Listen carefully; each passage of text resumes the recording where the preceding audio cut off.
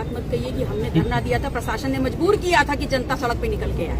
क्या मामला था? इसलिए आई थी कि इटिया थोक थाना क्षेत्र में जो 15 साल के बच्चे मंगलदेव को दिन दहाड़ी गोली गई थी, उसके सापेक्ष पुलिस और जो प्रशासन की कार्रवाई पीड़ित परिवार के लिए रही वो बहुत ही निराशाजनक थी।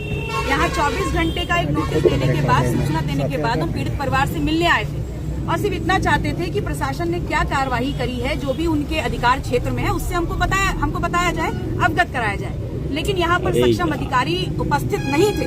उनको कॉल किया गया, लगभग 2 घंटा हमने इंतजार किया और जब उसके बाद भी हमें जो जवाब मिलना चाहिए था पीड़ित परिवार के सपोर्ट के लिए, समर्थन के लिए, वो नहीं मिला। तो समस्त जो गांव के लोग थे वो हम लोग सड़क पे आके बैठ गए और जब सड़क पे आके बैठ गए तो जहां आने पर एक पुलिसकर्मी नहीं था, वहां पर लगभग 100 से 150 पुलिसकर्मी आ गए और सारे प्रशासन के लोग भी यहां पर आ गए।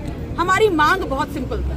हम ये चाहते थे कि जो इस परिवार की आर्थिक स्थिति है उसको देखते हुए सबसे पहले उनको आवास दिया जाए, उनको जिला प्रशासन के अधिकार क्षेत्र में जितना मुआवजा हो वो अविलंब दिया जाए और बाकी 1 करोड़ की जो मांग हम कर रहे थे वो राज्य सरकार से स्वयं हम पैरवी करेंगे। हम लोगों की ये मांग थी कि जो न्यायपालिका है वो इस प्रकरण का, इस हत्याकांड का स्वयं संज्ञान लेकर के संगीन धाराओं के अंतर्गत फास्ट ट्रैक कोर्ट में इस मसले की सुनवाई करे, ताकि जो पीड़ित परिवार है और उनका जो बेटा खत्म हो गया है, जिसको मार दिया गया है, उसके लिए न्याय मिल सके। इतनी बात थी जिसको लेकर के हम उतरे सड़कों पे और निश्चित तौर पर यहाँ डीएम साहब के प्रतिनिधित्व के तौर पर एसडीएम साहब उपलब्ध हुए और उन्होंने ये लिखित तौर पर परिवार को एक पत्र दिया है और जिसमें लिखा हुआ है कि आज 11/10/2025 को सहायता उपलब्ध कराई जाएगी।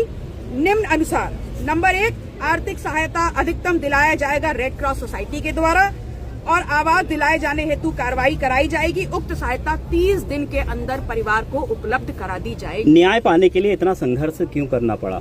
अब ये सरकार से सवाल पूछिए कि सरकार जिनके दम पर, जिनका वोट लेकर के सरकार बन रही है, अगर उनको अपने हक और अधिकारों के लिए, खाने पीने के लिए, घर के लिए, न्याय के लिए अगर सड़कों पर उतरना पड़ेगा तो जब सड़क पे उतरेंगे तो सदन तक का रास्ता भी उनको पता है, सत्ता से हटाने का रास्ता भी उनको पता है। कितनी देर आपको धरने में बैठना पड़ा?